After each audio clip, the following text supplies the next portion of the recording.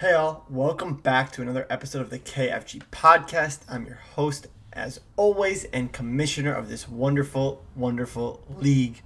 Uh, we're here for another week. Week 3 is over. We're heading into week 4.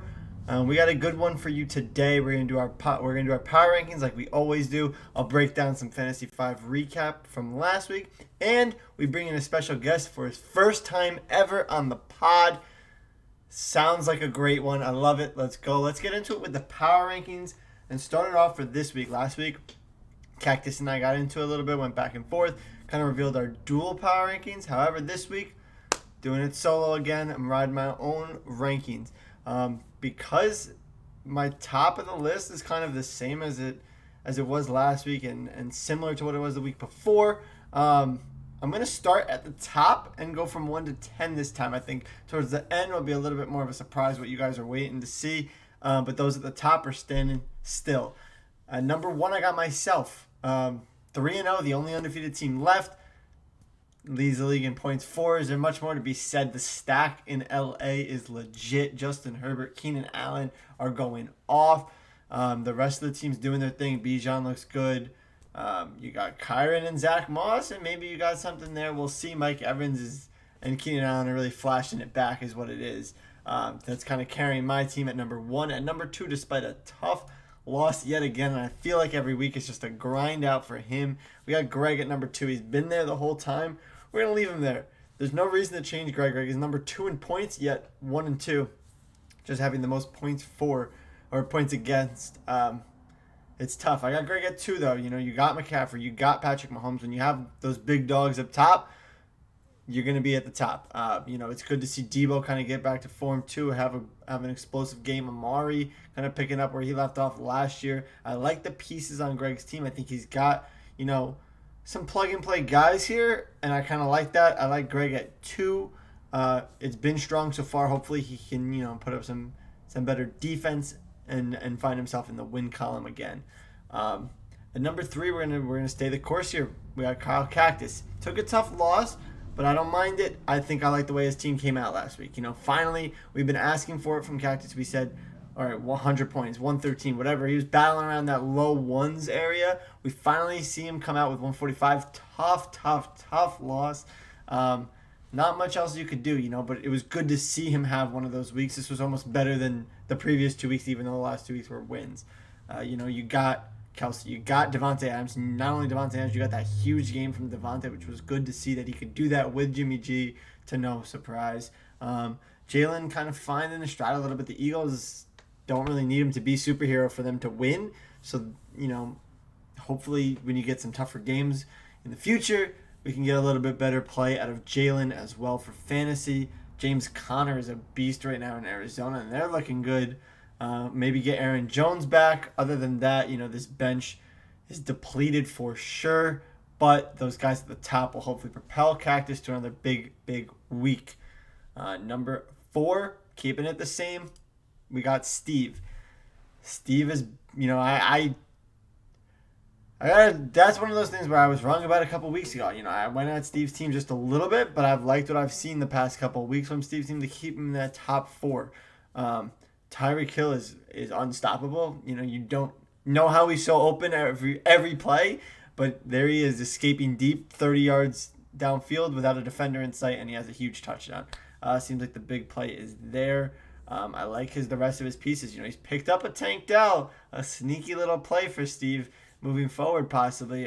Houston always has to throw the ball, and they look good doing it. C.J. Stroud looks good, so I like that. Concerning for Steve is the running backs. Josh Jacobs, Miles Sanders haven't really had, great last year, haven't really gotten to that form this year. You'd like to see them kind of get back into something so Steve can have a little bit consistent play there, but I like Steve's team at 4. A little surprised this week at 5, I have Emmett. So I was a little bit higher on Emmett's team, I feel like, than most were. I kind of liked his team. It's just young, and it still is like that.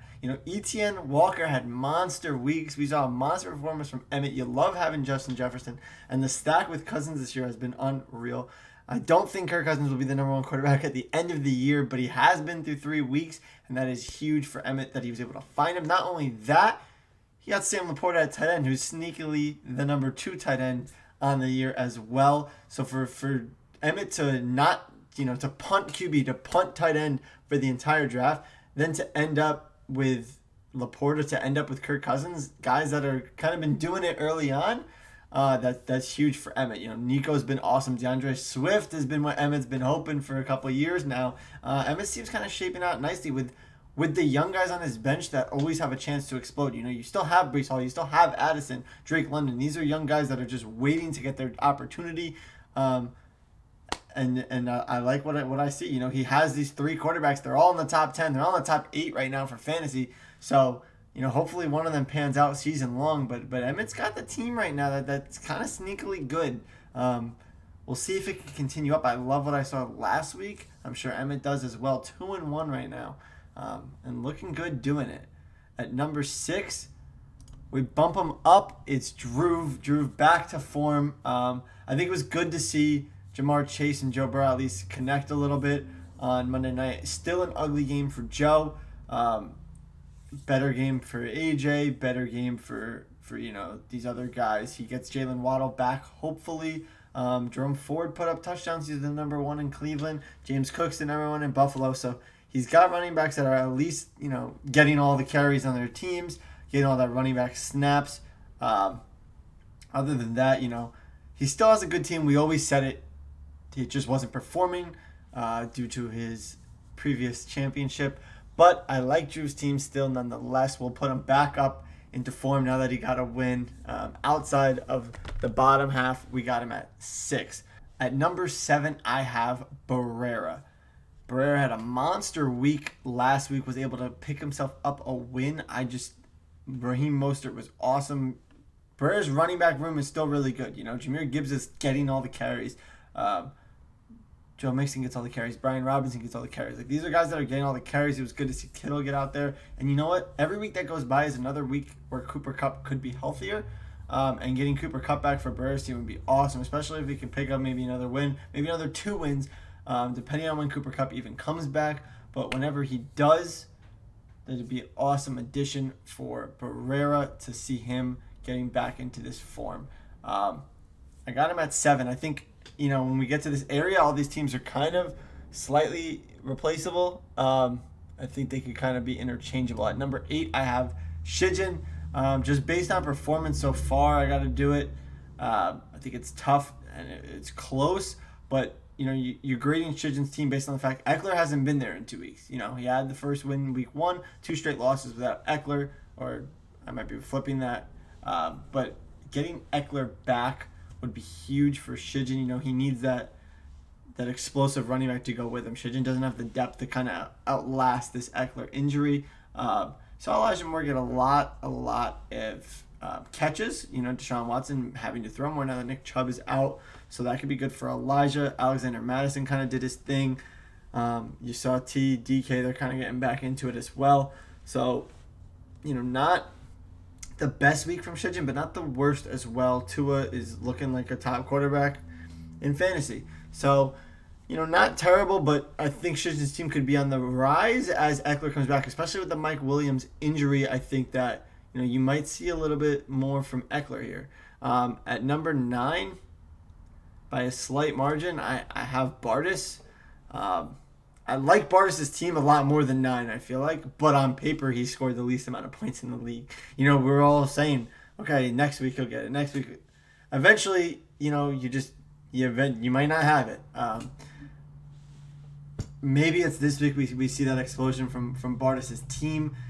Josh Allen is looking humane. He's not looking, like a top 3 quarterback that you draft him to be. Ramondre hasn't really found the stride with that New England offense. CeeDee Lamb has yet to score a touchdown. So, there's room for improvement here. Devon Achane just had a monster performance. Not that you would have ever put Devon Achane in before this monster performance. So maybe Bardis found himself, a running back of the future. He moved up to be the number 5 running back in all of fantasy football right now. And he had 53 points last week, and he has 55 on the year. So this isn't someone that was doing it before. But hopefully Bardis found that with Devon. And then last and in 10th, it's Josh.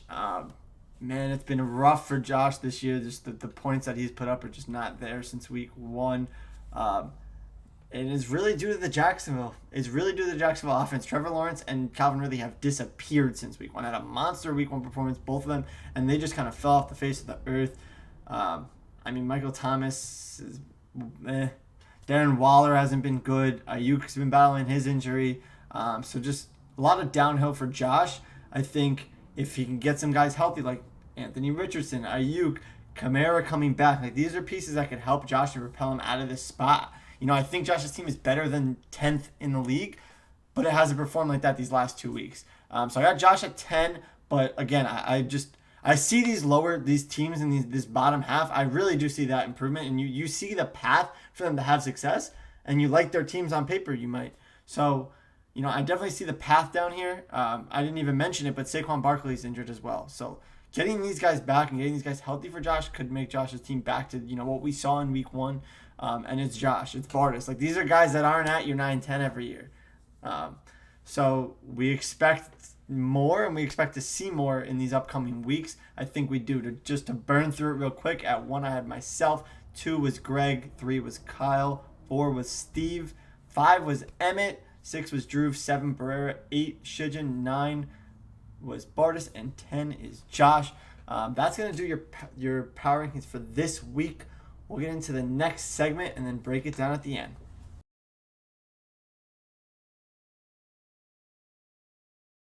Rolling over to our next segment, we got the Fantasy 5 breakdown. Just to kind of get into it real quick, similar to how I've done in the past weeks, we'll quickly just, show you how you guys did this past week. Here it is. So in this week, you see here, Steve was 5-0. That's impressive. I believe our first 5-0. I know it's our first 5-0 of the year. Could be our first 5-0 ever. I'm sure, Bardis himself has done it before. Other than that, Greg and Drew have impressive weeks, 3-2 from everyone. And then the only one with a losing record this week, Bardis, has not been an impressive year from our Fantasy 5 expert himself. You guys asked for percentages, so I brought them. Greg, thank you for coming back. 70%, but he missed week 2. I feel like there's got to be some penalty there. Steve, 10-5. Percentages, you go by wins. Steve at the top. Kyle's there. Emmett and I at 8-7. A couple people at 7-8. So, nonetheless, it has been some good weeks this past week. Keep it up. Let's have another good one this week. I'll send it out for you. I'll get into our matchups and who's playing who when we bring in our next guest. He was a star in Fantasy 5 this week. All right, I want to welcome into the podcast, first time ever guest appearance. We got Stevie. Steve, welcome into the pod. Great to be here. Hopefully it's not the first of the season for me. Last season was first playoffs. Now it's first pod. Hopefully first championship or something good. So well, I'm hoping for the same on my side as well. So I wish you luck in that aspect as well. yeah, right now we're 1-2. So the prophecy is looking good so far in terms of one of us winning or Barrera. Yeah, we're all doing our thing. It's good to see. Steve, it's good to have you in, especially this year. We got you in your own little segment that you kind of came out of nowhere with a couple weeks ago. Your boom bust, and that's why you're here today. Steve, tell us a little bit how you came, you thought of the boom bust. That's your thing. You thought of it. No one pressured you into it. How'd you come up with that, and why did you decide to do it? Well, it's similar to that one TikTok I sent of the guy, like, how many times you check your fantasy team? 50 more, So that was basically me one day just like checking it like 65 times. And I was like, I could do something like productive with this because I was just bored. It's a slow day at work. Yep. So I figured, this time I contribute something to the league in terms of content. So I was trying to think of something original and this seemed like something. And then having it be, matchup by matchup was something I considered. And I didn't do it the first week, but then like you kind of like suggested it too. So that's when now we've kind of moved into that. I think it's like way better to kind of see like it's more of like a not just boom bust, like the X factors for kind of each matchup, who could like really affect it if they do bad or good or anything. Yeah. I love it. I love it. I always love seeing you guys come up with some content of your own and producing your stuff and just taking it and running with it. It's awesome to see. I love it. But without further ado, why don't we kind of just get right into it with your boom bust predictions for our matchups this week? I'll start us off and do a little schedule release, and it'll be like a 2-for-1 special here. Thursday Night Football, we got Josh and Barrera going at it this year. Who you got for our boom bust in that matchup? And I'm hoping this week is a lot better. Last week was only 3 correct, so not as good as picking the winners of the actual games. So I'm hoping that changes. But this week for Guerrero and Josh, and let me also note for 4 to 5 of the matchups, the boom and bust comes from the same team. Besides Emmett and Kyle's matchup, that's the only one where that pattern differs. So in Barrera and Josh's matchup, both the boom and bust come from Josh, with the boom being Calvin Ridley over or equal to 16.9 points. He's already let me down once where I had him in the boom category this year so far. But he's been getting the targets. He just, the last 2 weeks, hasn't really been able to do much with it, but he's been getting them. And they're out in London, and London kind of loves the Jags, so this is more of a kind of feeling thing that this is going to be the week that turns around. Because, I mean, like I said, the volume's there. It's just, and, the volume's there. He's a talented player. So, to me, that adds up to he should be doing better. So, what better week to do that than in London? So, I think, and 16.9, some of the other, star receivers I was looking through, they're 20, 22. So, 16.9 is kind of a lower number. So, something I think definitely he could blow past this week. Yeah. I think it really all it takes is a touchdown for him. You saw that in week 1, and in week 2 where he just missed a couple, not getting his feet down. So yeah, I you can see it. The Jaguars are due for it, especially after that tough loss. Yeah, so I'm hoping hopefully he doesn't let me down. I feel like he kind of owes me one, so I'm giving a second chance. We'll see if he ends up on here again if he doesn't get it this week. One more time. And then for the bust again from Josh's team. He's still questionable, but Anthony Richardson, if he does play, I think coming back from an injury, time off is always tough. And then coming back to like the Rams pressure with Aaron Donald and all that, it's just going to make it all the more tough. So the bust is under or equal to 12.4 points, which granted is pretty low.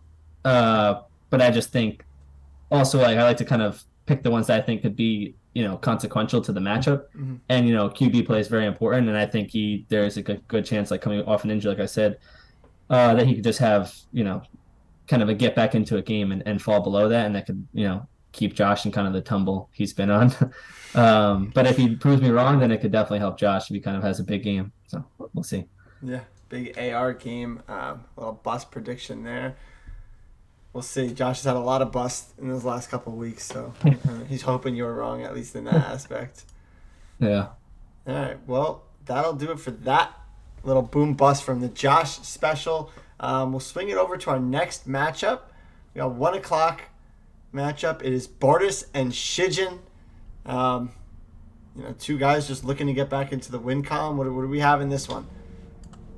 So the boom and bust are both coming from Bartis's team.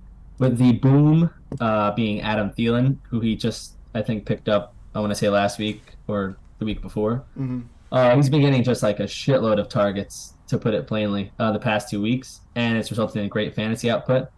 And against a shaky like Vikings D that, Kirk is like on pace for like video game numbers and they're just still losing, I think there's no reason to think that changes this week. Like maybe it'll change eventually. Thielen has been known, I've had him on my team a few years and he's always let me down with inconsistency. But I don't think that's going to come this week. Just against defense like that, I think it'll continue with kind of making the most of that volume. And the boom is over or equal to 22.1. So a pretty high number, but I think with the amount of volume he's getting, I think he could do it. A massive week for Thielen. I'm sure Greg's going to come knocking to get him on his team if he can. But yeah, no, Minnesota's bad, and I know it firsthand with all my Chargers guys last week. So the boom is definitely an output, even for 1, if not 2 wide receivers on that front. And then the bust being Devon. I don't know if it's a cane or a chain. I think it's A-chain. A-chain? Okay. Yeah, I think. I mean, that's what I've been calling it. So. Well, however you pronounce it, his bust number is under or equal to 11.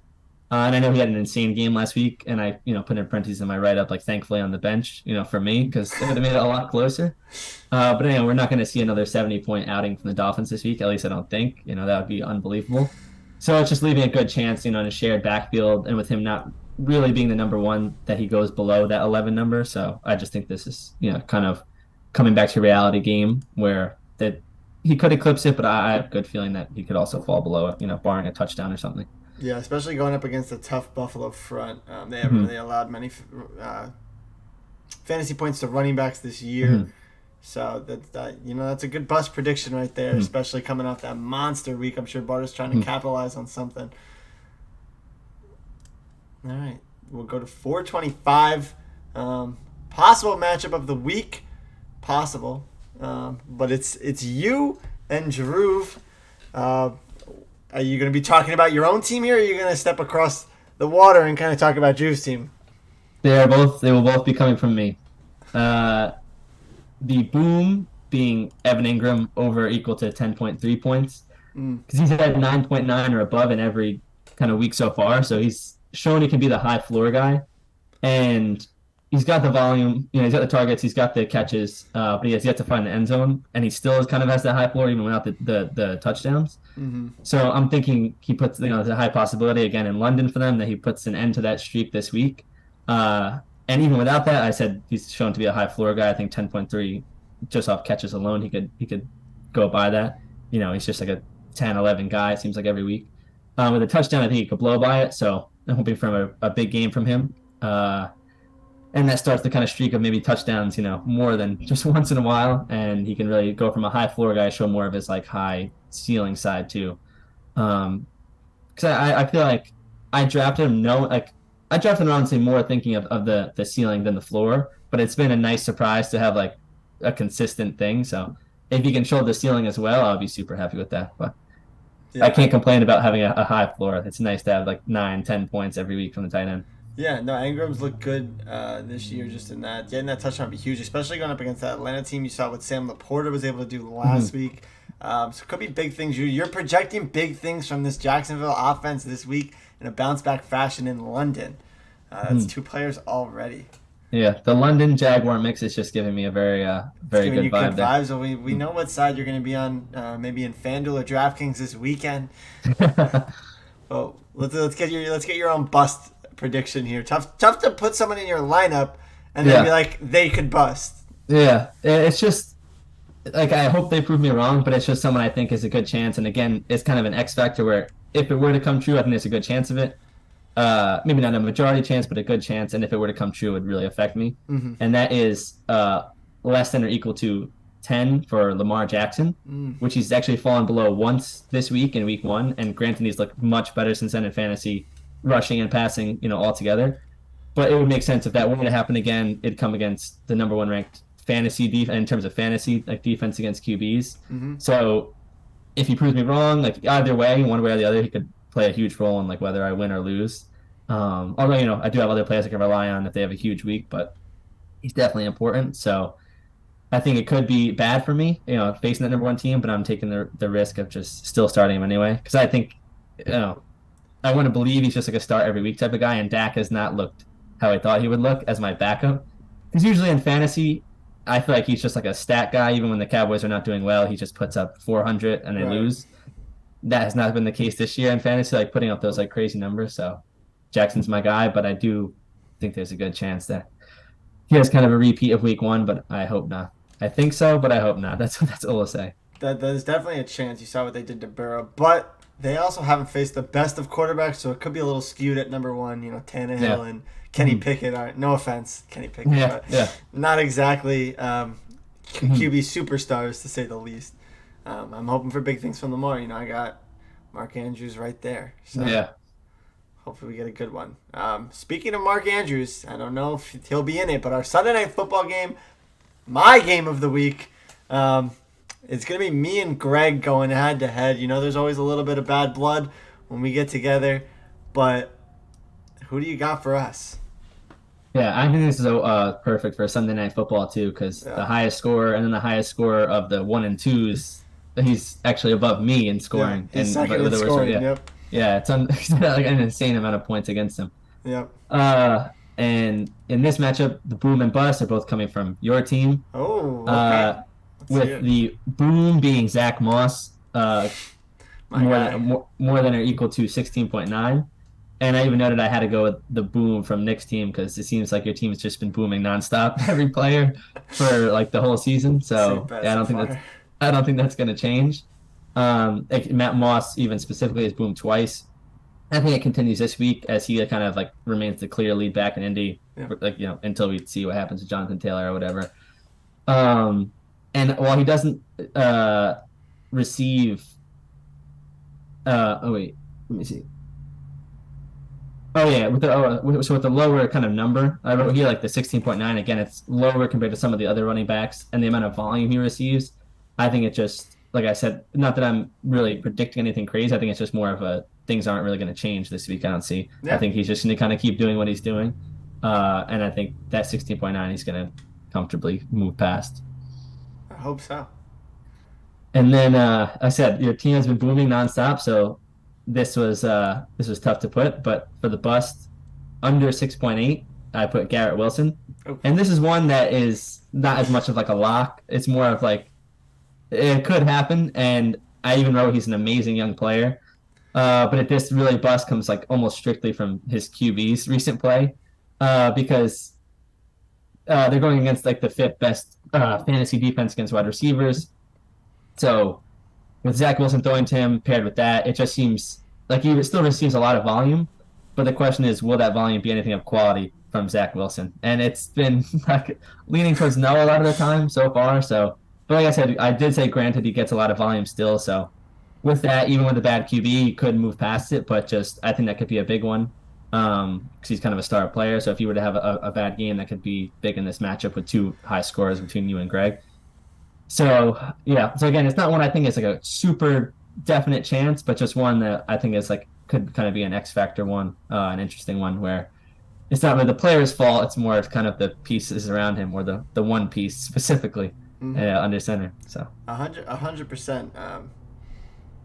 It's not his fault that he's busting. I'll say that. But I've definitely, I'm flirting in my mind, not flirting on the app at all, but I'm flirting in my mind with benching him. It's tough to bench the talent. yeah, Even though the production's not really there, and it's not his fault, but the talent, she could explode at any moment. So it's tough for me to slip him onto the bench. But we'll see what happens.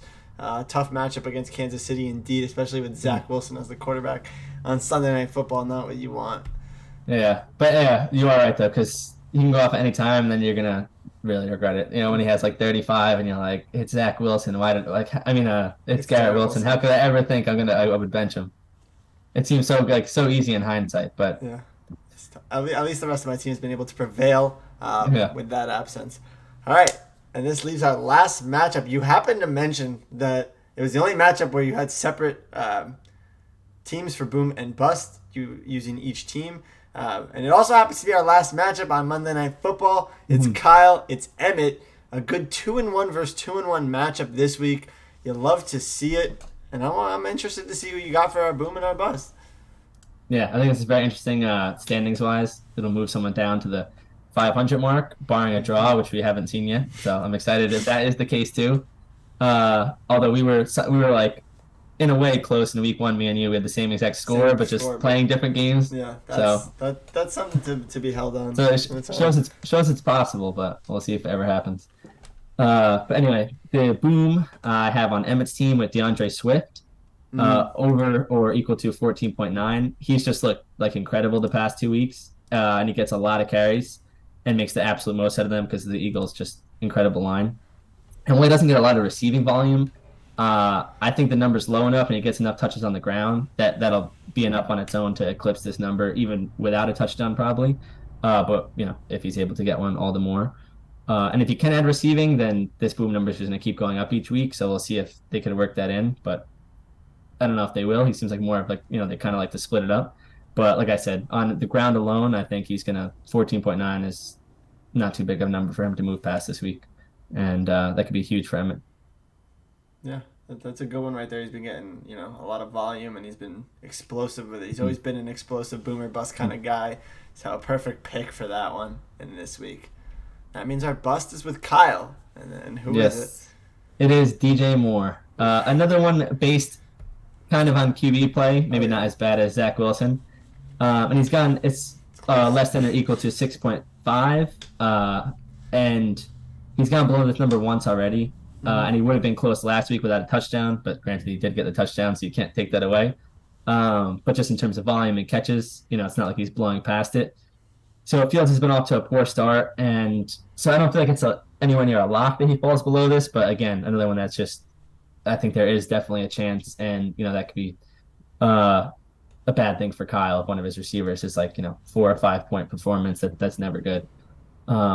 Especially in a game like this, pretty big, 2-1 versus 2-1. So that's my pick for the bus. But again, I think it's a very similar one to Garrett Wilson in terms of where it's the QB play, and again, it's not really a lock, but could be kind of detrimental a little bit to the teams if they do fall below such a low number. Yeah, certainly. Again, another one where good talent, not his fault, but just awful QB play. Definitely could see a bust from that. All right, well, that'll do it for our boom and bust this week with Steve. Love it, love the segment. If you guys missed anything, Steve, you'll be posting these, so yes, everyone sir. will be able to read through it yet again, and just kind of see it there on the website. Steve, anything else you want to add before we close this up? No, I think I really covered everything. Thanks for having me. It was awesome to be on here for the first time, and I hope to come on again.